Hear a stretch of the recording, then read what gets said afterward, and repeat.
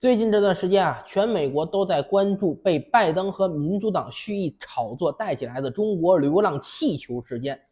这件事情啊，做了好几期视频了，来龙去脉、后续情况基本也都跟大家盘得清楚了。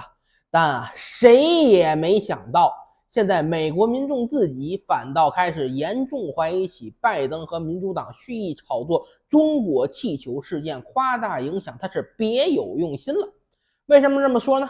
因为美国在不久前发生了一起严重的特大级别化工事故，一列专门运输高危化工品的氯乙烯运货火车在美国俄亥俄州境内铁道上脱轨翻车，导致全车运输的1024.9吨剧毒氯乙烯泄露直接暴露在空气当中。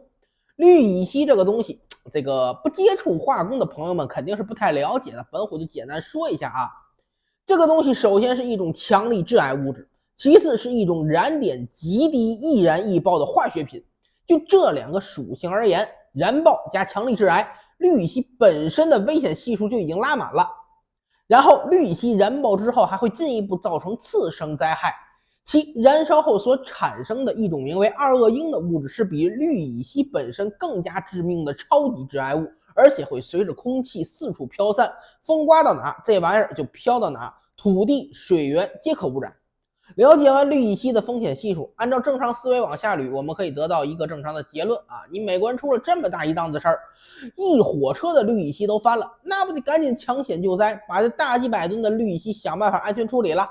事实告诉我们永远不要以一个正常现代国家的思维去思考一群后现代怪物下一步打算做什么。美国人接下来的操作让人眼前一黑。负责处理事故现场的负责人最终下达的命令是放火把正在泄漏和已经泄露的氯乙烯全烧了。思路很简单既然氯乙烯易燃，那我一把火把它们全烧光了，不就没有氯乙烯泄露了吗？不得不说你真的是个大聪明。然后就能见到这样一幅景象，俄亥俄州事故现场，浓烟呈魔鬼云状飘了数公里高，直冲天际。搭乘民航客机飞过俄亥俄州上空的民众，在平流层上向下俯瞰，都能看到事故现场喷射出的烟柱，还用手机拍下来这幅骇人听闻的景象。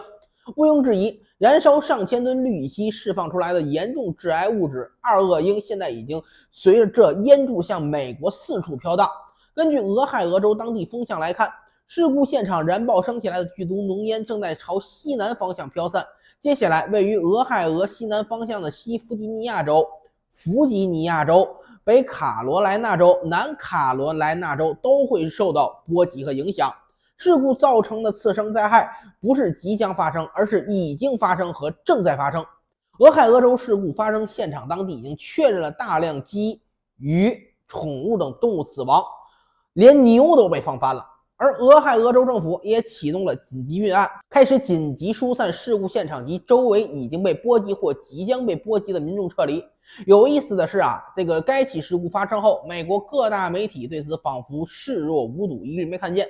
民主党喉舌媒体 CNN 仅仅是发了个俄亥俄州政府开始疏散民众的消息，至于为什么疏散、发生了什么，那是只字不提，绝口不谈。更加值得注意的一点是，本次事故发生的时间可以说是非常微妙。按照目前可以追溯的历史信息来看，早在北京时间2月5号，美国国内就已经爆出了这次事故的相关消息。当时的说法是事故都已经发生了，大火都至少烧了好几天。